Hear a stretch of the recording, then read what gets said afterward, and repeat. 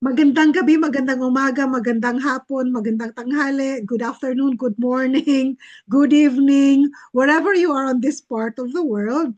Welcome again to the ACT International Consulting Leadership Speaker Series, and Happy New Year, because this month is January and it is the start of 2026. I'm very excited for this another year of the Leadership Speaker Series because I'll be sharing with people that I value, I respect, and of course, get to learn more about their life and their passion. So, to get us started, I'm going to share my slide again. That's very much similar to what I've been sharing. I'm gonna share this one. So the leadership series by ACT International Consulting LLC highlights accomplished leaders driving community development and people empowerment through monthly interviews. And this year-long initiative aims to inspire action, share best practices, and equip audiences with practical insights to foster collaboration and create meaningful impact. So that is pretty much what I'm trying to do. And this is the second year for this leadership speaker series. So for 2026, still same objectives as 2025. I wanted to inspire action, highlight best practices and foster collaboration, empower communities, and celebrate leadership. So we will be able to achieve all of these objectives again with our speaker for this month. And I'm very proud because I've come to know this leader since the first year that I've been here in Atlanta, since 2007. I've come to know the name Dr. Eligio or Eligio Abellera, very famous in the Fil-Am community. And our topic will be all about healing and leading because he is primarily a medical practitioner who retired. And I wanted to share more about getting to know more about the life of his life in medical service, and also Fil-Am community and beyond. That is all I wanted to share for now, but I wanted to give this time to Dr. Eli Abellera to share more about him, his life, his passion, how he gets started coming here in the USA, because I know and I believe that he is part of the first Filipino-Americans, medical practitioners, especially immigrants here in the state of Georgia. So maraming salamat po, Dr. Elia Villera. I wanted you to share who you are, where you come from in the Philippines, anything about personal life that you will be able to share to everyone. Well, thank you, Miss Josephine, for allowing me this opportunity. I call you Josephine. I guess I'm the only one. Excuse my voice about that. I'm probably the only one that calls you Josephine, right? Yes, technically. I have a Spanish friend who only calls me Josefina. So, but for here, yes, when you came to learn that my name is really Josephine, it's like, oh, so now I'm going to call you Josephine. And that is so much precious. And I respect that. Po. So related for you to give me this opportunity to share my life with your audience and humble self. And where do you want me to start? You want me to start with my family background? Philippines, yeah, background. Where did you graduated in the Philippines? Anything that you can share your life before coming to the USA? Then your life, why did you come to the USA? What triggered that? Is that because of an opportunity? What triggered that transition of you, your wife, deciding to move from the Philippines, leave your practice? How long have you practiced medicine in the Philippines? What is your specialization like? Anything, something like that. Background. Okay.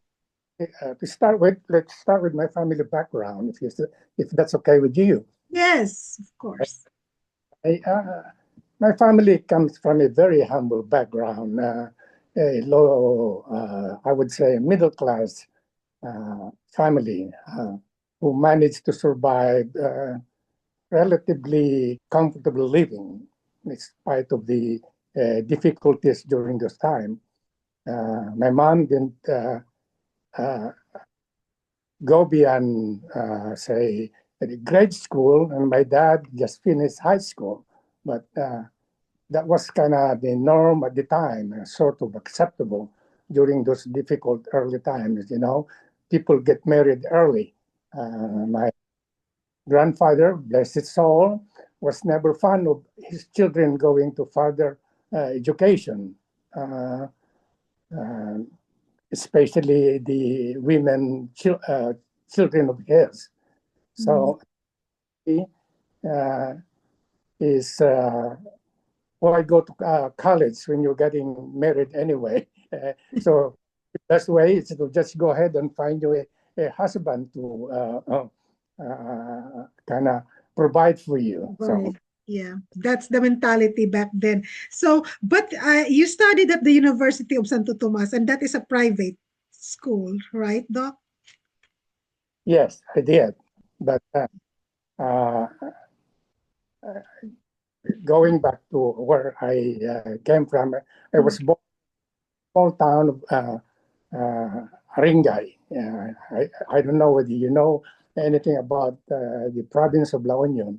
I've It's been to La Union, and I've lots of college friends from La Union. located in the second district of the province of La Union.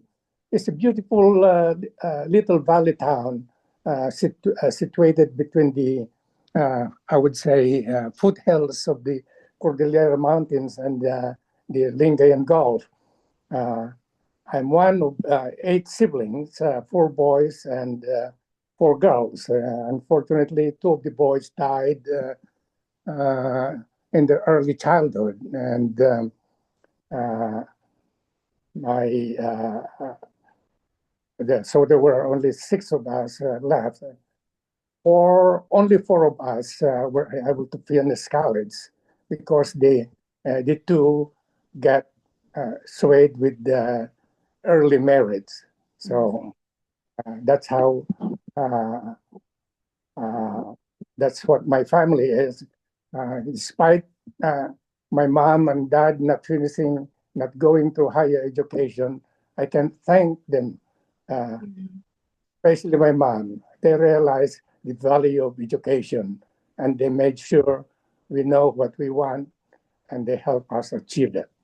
Yes. And then I believe you are of Ilocano with respect to cultural heritage. Yes, that's Lonyon is Ilocano, Ilocano. Well, basit lang ang aking Ilocano, although I'm also from that lineage, but growing up na in Mindanao. So, you graduated sa UST for your medicine. Nag-practice po ba kayo ng medicine talaga din sa Philippines before coming to the US? now we after graduation from med school, I uh, part of the curriculum of med school in the Philippines, you have to have a rotating internship. It's not where a rotating internship or internship is uh, already after graduation. You have to have a rotating internship before you graduate in the Philippines. And uh, after my rotating internship and graduation, I externed in a little private hospital in the capital city of La Union called San Fernando La Union, where uh, I could not practice yet because I was waiting for the state board to release of the state board examination. So And how long did you practice medicine in the Philippines and building your family there?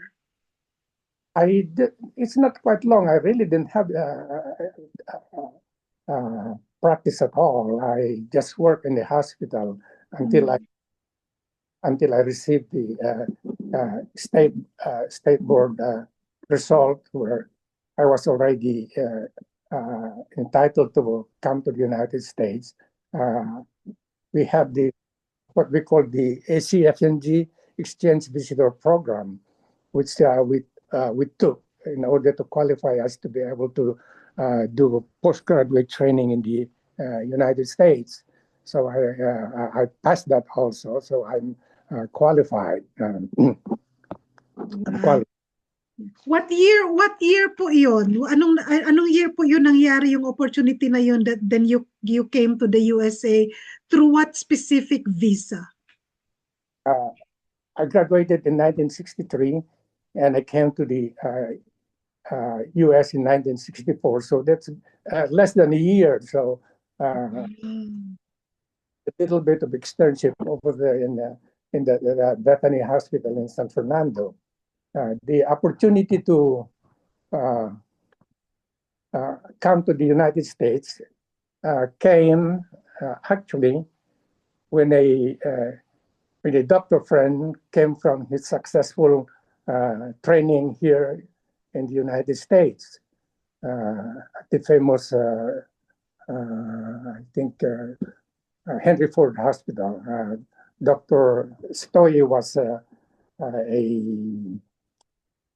thoracic surgeon who just, so he happened to come to that hospital where I was externing, and he sort of took a liking on me. So he, while I was applying to several different hospitals, he said, "Ellie, why don't you apply to this hospital where I have connections with?" So he wrote me a letter, and lo and behold, through his recommendation, I was able to secure a position at the Methodist Hospital and Medical Center in Central Illinois in Peoria. It's just an hour and a half away from Chicago. And I spent 2 years over there, a rotating internship and a year of general surgery residency. And this was followed by another year of surgical residency at the Jewish Hospital and Medical Center in Ohio. And that's where I met, or she met me. So kayo ni Dr. Yudi met in the USA, not in the Philippines. Yes. Oh my God! All the while I thought that you got married in the Philippines and then brought your kids here. No, so you met here in the USA. Was she also in that same program, exchange program, or a different route? It's called the J1 visa. She was on J1 visa. So it's the same, similar. Yeah. Same. That's a visa where you have to come here for your postgraduate training and to go back home after completion of your the stipulation is that you have to go back home before you after your training, and you won't be able to come back until at least 2 years stay in the Philippines before you're able to come back. Yeah, that is something very similar to the Fulbright Scholar or some of these government exchange programs that they have stipulations that you have to like come back and serve for X number of years that you enjoy the scholarship. So that is very fascinating. See, I've known you this time, but I really don't know that all the while I thought that you met in the Philippines, you got married in the Philippines, and then took your family here. So your kids were born here, raised here because you met here. Every one of them were born. In fact, we got married here, and we were not married yet when we came to Atlanta, but we were sort of sweethearts, and so we got married. We arrived here in June, I believe, and then got married here in October of 1967. Wow. Nako, masyado pang 10 years before I was born. Nandito na kayo sa Atlanta. Wow. So, at that time, were you practicing private practice or you were working with hospital or medical facility? So I only had 2 years of training. So you have to have 4 years of residency to qualify for to be able to practice or to be called specialist in your field that you specialize on. So uh, uh, I have 2 years general surgery training coming to Atlanta. So I continued it with that in the old Crawford W. Long Memorial Hospital of Emory University. Now known the excuse me. Yeah. The, Yeah. I know I've been there. So is that the only hospital that you worked for all these years in your medical field? that's where I train. That's Mm, where you're at the UD and I train. And we finished in 1970, and mm, by the twist of luck, or if you call it, mhm. to go back home was waived because of the law that was passed in Congress, I believe in 1969 or 1970. Mm. Uh, that the law that stipulates that we don't have to, we Come don't back. uh, uh, uh, go back home for the required 2 years before we can come back. And uh, that's primarily because the country's dire needs for Yes. doctors as nurses. So instead of back home, we stayed, and it may sound cozy, Yeah. but was in the beginning we were more struggle due to the limits of and would say constraints of being an immigrant and the thing Mhm. with, Yeah. but be another separate story. Yeah. Yeah. Well, you have a very very long life and for so how many decades did you really like serve and or work as a medical practitioner since then until your retirement? I finished I finished uh, training in 1970, so it would be and I retired in to 2000. 2001, 2003. I can't even remember now. So Wow. it's almost 30 years that Wow. Wow, that is a long time. And Dr. UD is also into a medical practice. So you almost like retired the same. Did she also work in the same hospital or separate hospital? now she trained also. She finished training overall the now Emory Midtown Hospital, Mm. Midtown, but she had a practice over there in Conyers. She has a private practice. She Mm. finished, so she had a private practice in uh, uh, medical practice over in Conyers, Georgia. Um, yeah, Conyers City. So, Doc, I'm sharing a photo right here, right now. These are early photos of you and your family. So, were your kids all born here in the state of Georgia? They were both they were all born in Raised. Emory Midtown now, which used to be the Crawford Long Hospital. Wow. Wow. Look at that. Look at My the bigote, oh. Beautiful. And then your another family photo over the years. Some of yeah, the photos and your mga apo, your beloved grandkids. Some of your buddies, I believe. I saw this one posted as like it's good to reminisce like, early years of yours. Again, your uh, your family, part of your family, again some of your family. So for many decades of being in a private practice, and you have balanced life, family, and then community.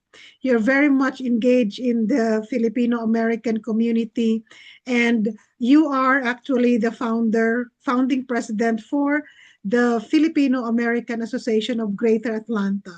So while you were, as you said, as an immigrant, there were so many difficulties at that particular period of time because of maybe the laws, especially at that time, is not that friendly to immigrants, and especially immigrants of color. We are immigrants and we are immigrants of color. Then what at that particular period of time among your groups and among your peers prompted for all of you to think and organize for the Filipino-American Association of Greater Atlanta? Why was that name? Why the need to have it? And for 50 years that 50 years that this organization has existed, did you think that you all did the right thing way back in 1974 when you started the Fil-Am Association of Greater Atlanta? Yeah, about that, during that time, there were very, very few of us. So almost every weekend, we get together and uh, uh, share whatever news we get back home. We know we don't have the internet at the time. So Mhm. that's where we get some news is to get together almost every week. So it's Mhm. a weekend that we were to have we were together at Dr. Uh, Lorna O'Brien. I don't know if you knew her. Maybe I've met in some of the events. I know Dr. Apanay and No, some of your friends. the doctor married to a Betty pharmacist Pelicer. I've met Dr. Meti. who works at Emory, and uh, they were the only one that have a big house over in the Buckhead area. So we got there frequent. We get together there frequently on weekends. So it was one of those times when we decided to why not form an association. Mm. So started down in their basement, and then we kind of uh, uh, find out how to go about it. And we had an election, and at that time we were already living in the south side of town, and uh, because the election was probably held in my basement in my house. Wow. Wow, you are really like, so I'm just scrolling some of these people and friends that you've known because like I was there in 2024 during the 50th anniversary of Fil-Am and really got to know a whole lot of history and how the doctors, the medical doctors, have also paved the way, especially for the Filipino-American nurses. And then the nurses have their own specific organizations. So from Fil-Am Association of Greater Atlanta, there were so many organizations later on that branched out. But your group did a very great job in an amazing job in putting all of this energy together. And this was since 1974. This was last year when you were honored during the New Year's Eve celebration, and then with Miss Venus and Miss Marites Pelicer in here. It was very, very kind of like a moving night because of how you shared your story elaborately, the experiences of everyone at that particular period of time, the hardships, the struggles, but also like the challenges that you are all facing. And you were brave enough and courageous enough that as a community, there's a need for us to have a sense of a group where we can gather and celebrate culture, celebrate successes, celebrate unity, Filipino spirit, and everything.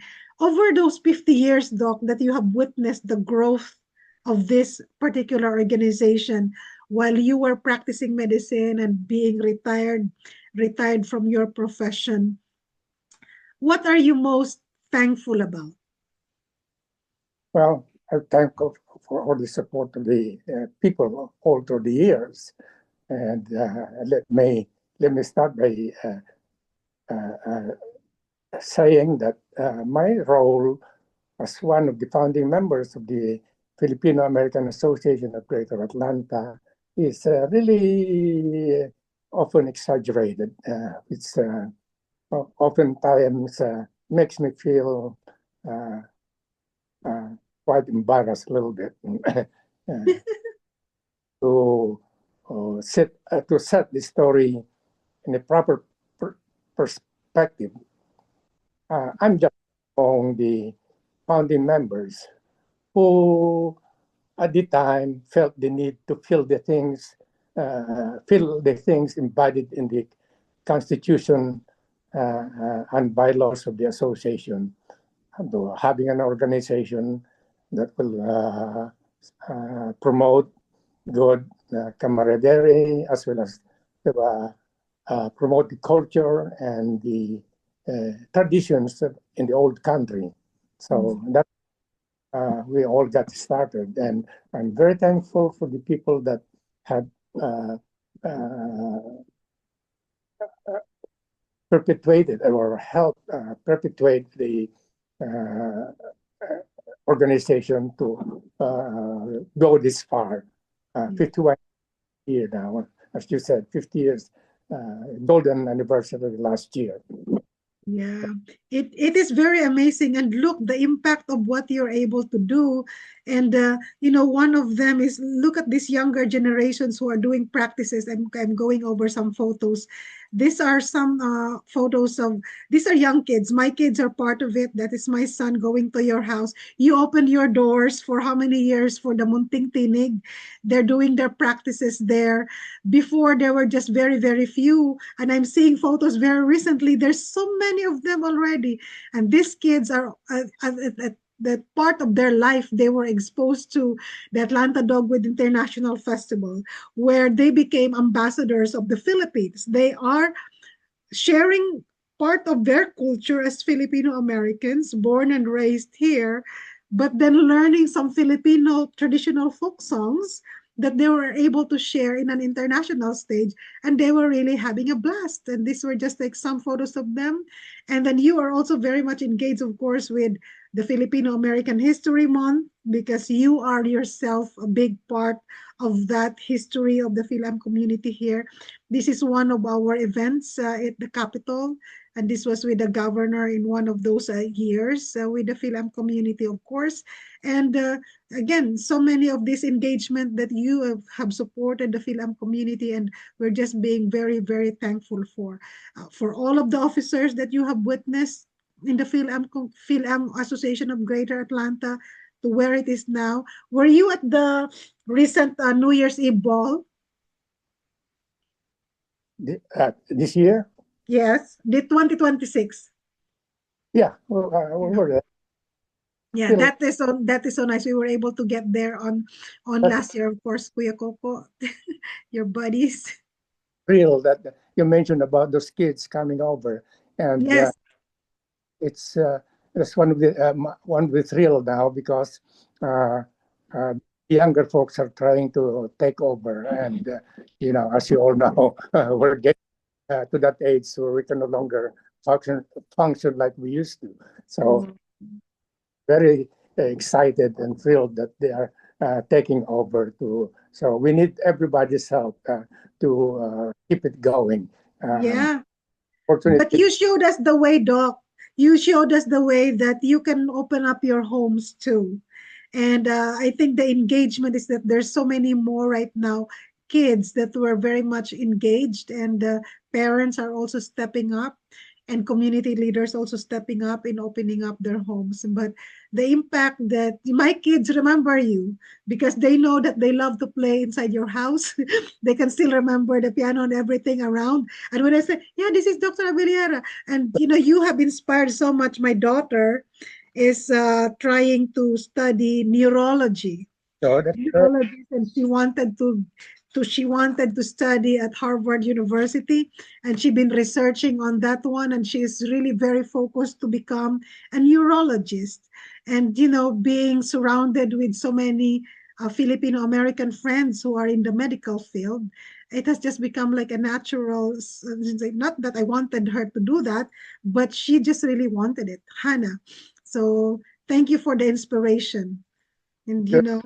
when they met, they are encouraged because of the so many tito, tita, lolo, lola that they have met. Well, you did not stop being engaged only in the Filipino American community, Doc, but you are also very much engaged with your personal advocacy of empowering others by sharing unapologetically your thoughts, your political views, and your passion about civic engagement. I'm sharing some of these photos now with Attorney Lloyd and Nicholas Lewis, one of the prominent Filipino-American figures all over the USA. I think this was in 2017 when you hosted a gathering at your place and in her honor, and then your wife is also very supportive. Get us through why, Doc, it is important for us to be engaged beyond our comfort zone, engage beyond our Fil-Am community, and sharing that we care for this country. That picture that you showed is during the time when I think we were trying to generate some support for the now Senator John Ossoff. Yes. We have invited a number of the Asian political figures. And we were kind of feeling ourselves around because I'm new to politics. Although I talk much about it, but I never engaged into it myself. So that we engage. Anyway, you talk about also the Fil-Am History Month. Yes, the Film History Month, which is we usually go to the Capitol and we have this moments on photo opportunity with the governor and whoever is there with the Film community because we value and since 2019 it was started to have this proclamation in the state capitol, and it was then a project of Galing Foundation, but now it's still being continued under the leadership of Miss Jane, because it was really her brainchild idea of why not have the Filipino-American History Month, because it is part of the history of the US, not just in Georgia. And that's Yeah, why you were engaged. Yeah. celebrate this during the entire month of October each year. So, no, I personally participated in a number of them, and it's always an enjoyable, rewarding, and enlightening experience. So I urge the community to keep it going, Yes. not only in the designated month, but throughout the entire year. It can be done by being a role model, but by simply being a good citizen. Yeah. And in that we made history in Georgia by having our first Georgia State House Representative Marvin Lim, on which he was our speaker from last year's Kalayaan celebration. How is it with respect to history? How is it for you to witness that moment that for so long you've been here in the state of Georgia, there was no one like you who is in that capital, and now we have at least one, and he is a lawyer. He is not representing your county and or your district, but he is representing part of Gwinnett, but he is a Filipino American. How do you feel that with respect to empowerment and leadership? I'm so proud of him. We more to have other people follow his role, and that's just the other day, last night. I think I also saw a, a, a post by that lawyer, the judge lawyer in Brookhaven. Attorney Brian Ramos. Yeah, but yeah, that he was appointed to be the chief judge now of Brookhaven. Again, yeah. We're coming along as Filipino Americans, a long way from from the mid 60s and early 70s when we arrived here. Yeah. Yes. Maraming mga nagtatanong din sa akin, Doc, because they know that I am politically engaged and active. If I'm going to run for public office, sabi ko nga, I'm not running for public office, but the position that I am with right now as the executive assistant to the Cobb County chairwoman, I think I'm the first Fil-Am out of the 159 counties in the state of Georgia who is serving as the executive assistant to a county chairperson.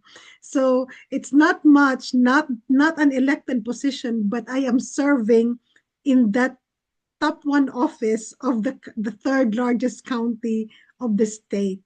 Sa akin kasi, I'm very much active in politics, but I would rather be the person supporting the politician and be part of the team of that politician kesa being the politician, because it's really like hard.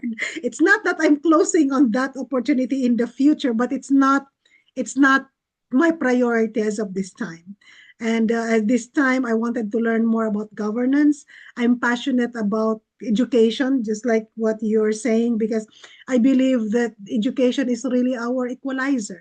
If people will just take a look at me, if I'm just quiet, they just look at me as an immigrant, colored person, petite, Filipina, some different have notions. But when they hear you speak, when they see you do things, they would change. And they would just like, oh, you got something that you're able to offer. And I think the more of us in the Filipino-American community being engaged in government, not necessarily that we will become the politician, but even serving in whatever capacity in the government service, that is already a representation. So in Cobb County, I have met a police Fil-Am who had been serving the county for 25 years. I have met an extension worker who has been with the county for over a decade. I have met another Fil-Am who serves in the parks department. I was like 3 or 4 Fil-Am in the county, pero ako yung nasa opisina ng county chairperson. And then when we gather, I was like, that is history. That is like part of our history and part of the Filipino-American History Month. Cobb County is the first county in the state of Georgia after the state level that does the annual proclamation for the Filipino-American History Month. And we've been doing that for many years. So as you said, your group have started to do something, but you are thankful that the younger generations are also engaged in our own capacity, in our own network, and in our own nature, wherein we foster and continue the legacy that you have all started way back in 1974, and also in partnership with the Office of Honorary Consul General Donato. So with respect to that, how long have you known Consul General Donato? It's a long time. And by the way, if there's anything that could do it, it will be you. So more power to you. Yeah, I've known Consul Donatos ever since he first arrived in Atlanta. So Wow. So yep, Consul General Donato and everything, and all of this inspiration. That's what me. I really appreciate going into higher learning and being engaged in civic life. It's a passion. It's a personal one. Being engaged politically is a personal commitment. And then sa iyo, Doc, what it is, why do you think it's important to express your thoughts, express your freedom mo to share your thoughts and be engaged and inspire other people to take action? What it is for you, that why it matters, especially in our context right now, where there is really like kind of like antagonism in some for immigrants, and there's so much international relations issues that's going on as well, that I know that you care about so much. Why is it important to speak out your mind as an individual? you've probably heard me before in a number of speeches. I've referred to it a few times, and I've referred to it also during that time when in that Alayan celebration that we've been subject to a lot of what you call it, discrimination. Mm-hmm. Refer to that, and I don't know whether you heard my speech, but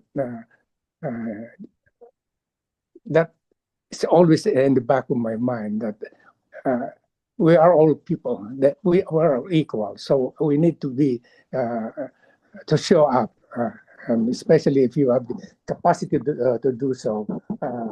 There are people that cannot do it, so if you feel like you can do it, go ahead and do it, like what you're doing now. You should be able to lead the people who cannot speak for themselves. And I am not much of a leader. In fact, I'm more of a follower. So I'm a good follower. So many people, they thought that being a leader is having the position and or the title. But for me, Doc, it is the action. It is taking action behind the scene in which other people don't even see. So many people in position are there to really take posing, then that is to them a leadership, but they don't really have a track record of inspiring other people to take action. You have inspired so many people to take action. That is leadership. I am one of those people that I can say I took action to do things to better myself because I'm seeing this example set by you all and the generations that I've seen, like Miss Didi, the other Fil-Am community leaders.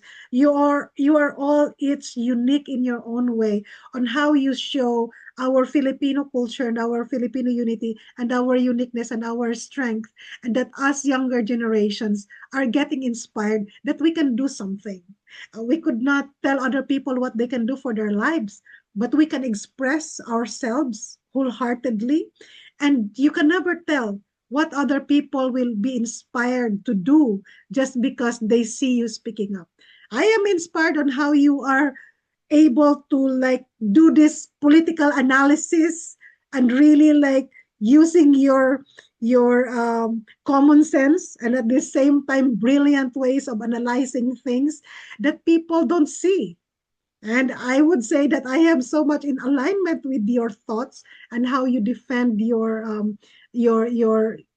intent, without being disrespectful to other people who completely disagrees with you. And you try Yes. to be accommodating and you try to be diplomatic in your ways, but you also can be very, very strong and stern and be very, very upfront.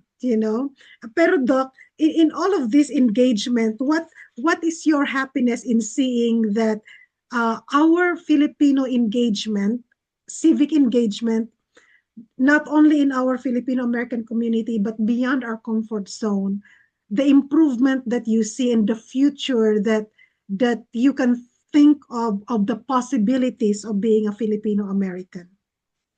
Yeah. Okay. I find myself thrown to that some kind of leader, kind of a leader.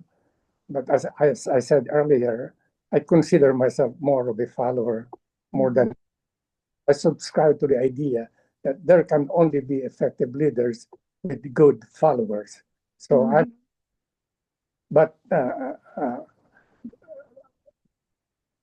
what you said about trying to influence others and not uh, uh, get thrown into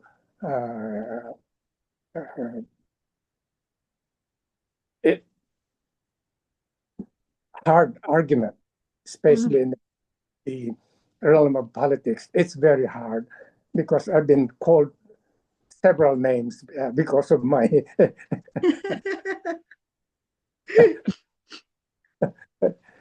if you would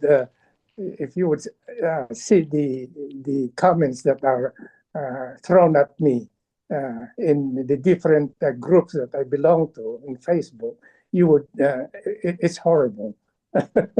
So, but But learned. the thing, Doc, it will it might trigger for other people because of the disagreement, but it is going to also make other people think who disagrees with you in a very fundamental way. And I think, the culture is really like a big part of it, and the belief system of one person. But you being engaged and keeping the communication going, and then allowing yourself to also take those Yes, comments, harsh comments and rudeness of other people, and still trying to educate and present a perspective that is different from theirs. I think the more that we would be having a discourse that we can disagree but not disagreeable. It's easy to say, but it's so hard to practice. my one thing is, if I can convince one or two, I will be happy. And you can never tell, Doc, because even if you're the only one or two right there back and forth, there will be how many people reading, but not necessarily commenting, not necessarily jumping onto the conversation, but they are learning. I am one. Because when I see you posting, it's like, my gosh, it's kind of like a scholarly like thought process and everything. And I can relate so much with your passion. And I understand we are not living in a perfect world, no matter how much ideal that we would want it to be. Well, that's the challenge of us trying to do something and advance for causes that would have a great support, and for causes that will not be supported by the most, you know, only time can really tell. Only time can really tell. But I am happy with what side you are on, Doc. Yeah, it's I probably am happy with what side you're on.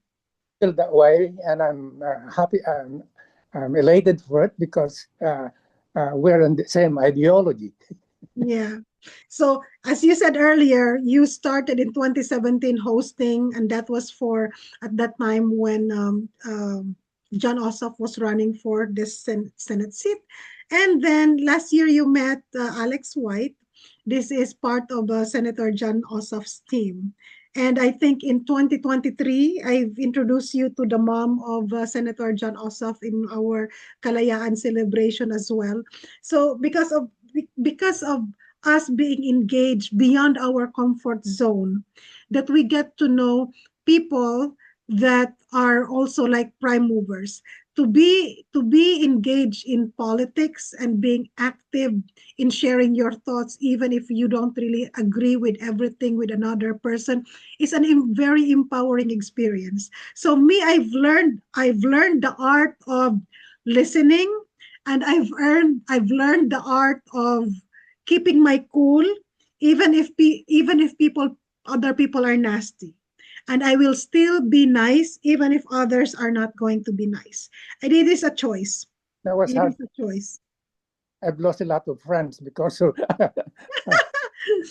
No problem, Doc. You will still breathe.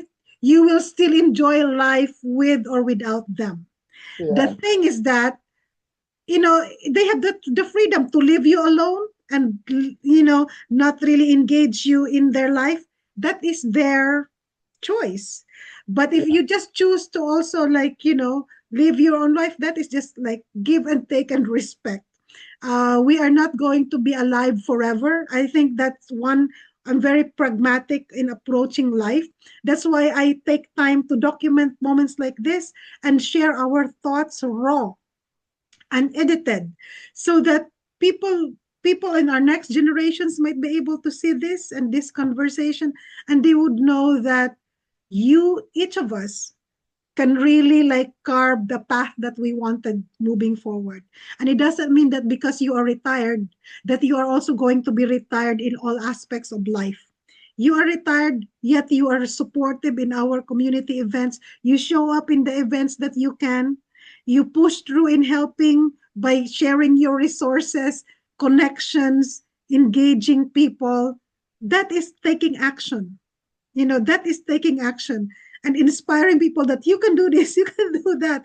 I hope in my lifetime I'll be able to make you happy if ever man. Kasi kayo nila ni Miss Pam, oh Arjo, tumakbo ka na. Kahit I will gonna vote for you and whatsoever. Sabi ko, not right now. Maybe in the near future, but I'm in a position in with respect to work that really exposes me to learn and love government and public service. And if I'm able to be on that core and be able to speak and have that voice and represent Filipino-American in the government public service in the USA, that I'm very happy. Because you, Dr. Yudi, you are a representation of Filipino-Americans in the medical field, which is a whole lot of us are known in that field. Now we are just starting to have very few Filipino Americans who are in public service, either elected, appointed, and or as part of the team of the politician. So we are getting there, I think, though. Well, we need people like you. So, you know what? Talking almost an hour, and I thought this is only going to last 30 minutes. So Yes, we are about to be getting off now. And I just wanted to say na maraming salamat po talaga sa iyo and to Dr. Yudi for being so kind enough to share, your passion and your life. Last message, Doc. What would be your message for the younger generation? Legacy that you've had as one of the pillars of Filipino-American community leaders, as a citizen yourself, as a professional, what is your message for us who are here now and for the younger generations? um, you know, life is about to get harder before it gets easier.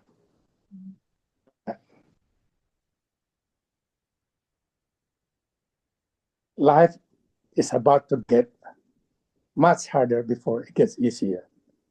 So if you're fortunate enough to get your dream job, you're going to have to work incredibly hard to keep it.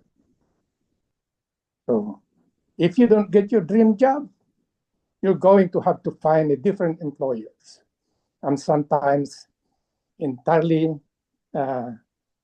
different professions, and work your way back to where you want to be. Get ready to work incredibly hard, and to sometimes feel isolated, like you have failed. Just know you are going to work your way through failures, and you are not alone. Others have experienced failures, and they use it as a springboard to success. You can develop and build relationships.